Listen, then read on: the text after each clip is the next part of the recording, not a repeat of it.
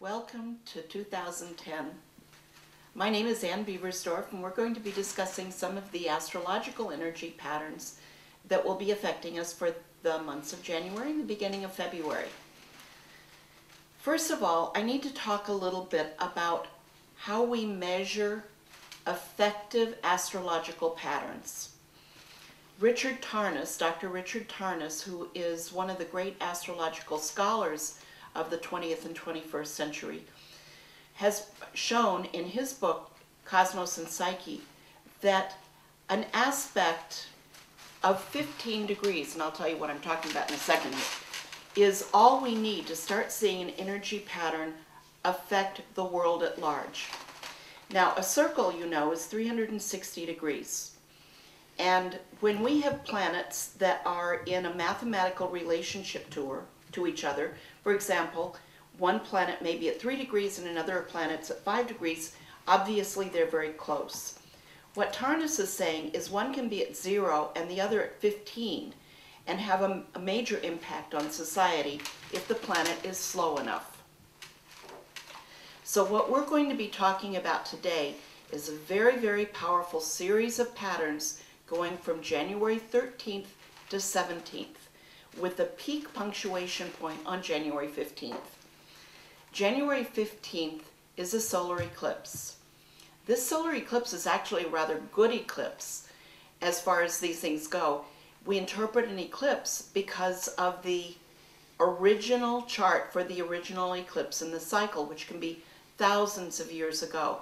This eclipse is a very generous eclipse, and it's working well with the planet Jupiter. So this is a nice little picture here.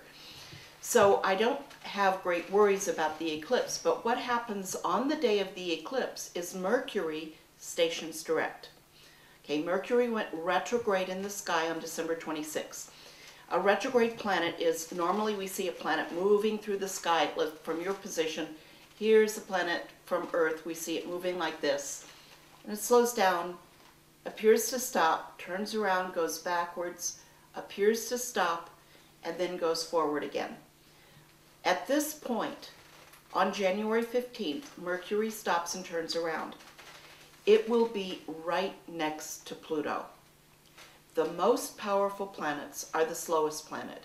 Pluto is a biggie astrologically. Mercury, when it is stationary, when it's not moving, is a powerful planet because it isn't moving. And it's sitting there right next to Pluto.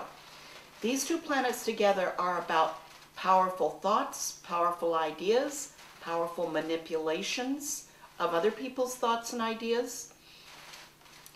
So coming right there is a big deal, but it gets bigger because 2 days before, on the 13th, Saturn, which is in a square formation, this is 1/4 of a circle, the orb to the Mercury-Pluto is this close. It will be stationing at 5 degrees. We have Pluto at 3 and Mercury at 5. Mercury and Saturn are both stationing. This is a very intense energy pattern, and the unstable are going to probably go into let's see, ballistic talk at the very least. The unstable people are going to do something rather unstable at that time. The other thing we get is on the 17th, Jupiter moves into the sign of Pisces, which is its own sign. Now there's a good undercurrent here because Saturn is in its best sign. Saturn knows how to act in the sign of Libra. And Saturn is the planet that's ruling Pluto and Mercury. So there is the ability to deal with these situations in a diplomatic way. Libra is a sign of diplomacy. Jupiter is the greatest benefic, and it's moving into its own sign of Pisces. So we've got a major silver lining here in a very, very tense event. Now these situations together are part of the wave pattern that is moving. We talked last time about how energy sequences move in like a wave on the shore, and then they move out, and then they move in again. And when you're standing there at the shore, you don't always know whether the tide is coming in or going out. You have to watch for a while because the waves will move. Some of them won't come in as far as the others. Some of them come in more. You have to watch to see the pattern. We have a wave approach retreat pattern. A big approach middle of January, then a little bit of a retreat as we move toward the end of March when Uranus enters Aries. Now, I'm really excited about these patterns that we see moving. The end of May, when Uranus enters Aries. Just recently, this week, we got a big piece of technology news. The Consumer Electronics Show is talking about a new 3D TV, which is a real jazzy, sexy idea. I don't really care about watching everything in 3D. I do needlework. It'll mess up with the funny glasses, will mess up with what I'm trying to do with my fingers. But the hidden news in this story is not the 3D part. It is the electric delivery part.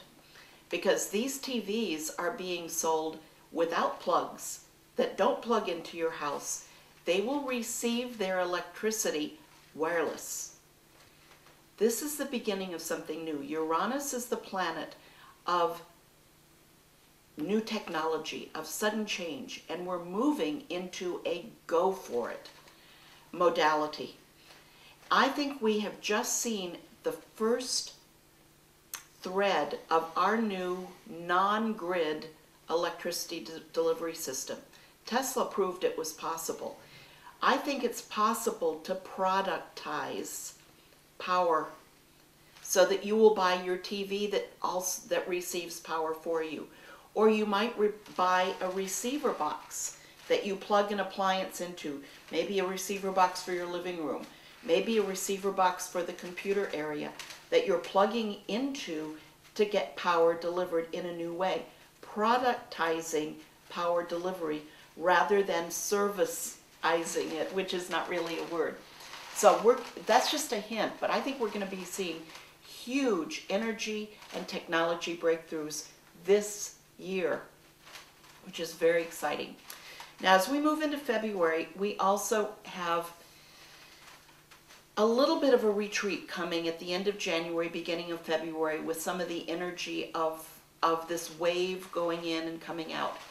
So the big thing to watch for is the middle of January, where we're going to be getting some powerful and probably not very productive energy signals from disturbed people, angry people, and a very good diplomatic response to these kinds of outbursts.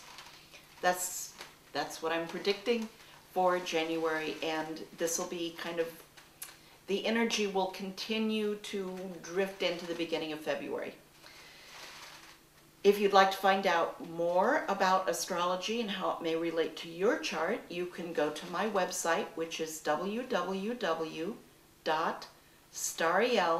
that's S-T-A-R, like star, IEL.com, and you can also email me at Anne@stariel.com.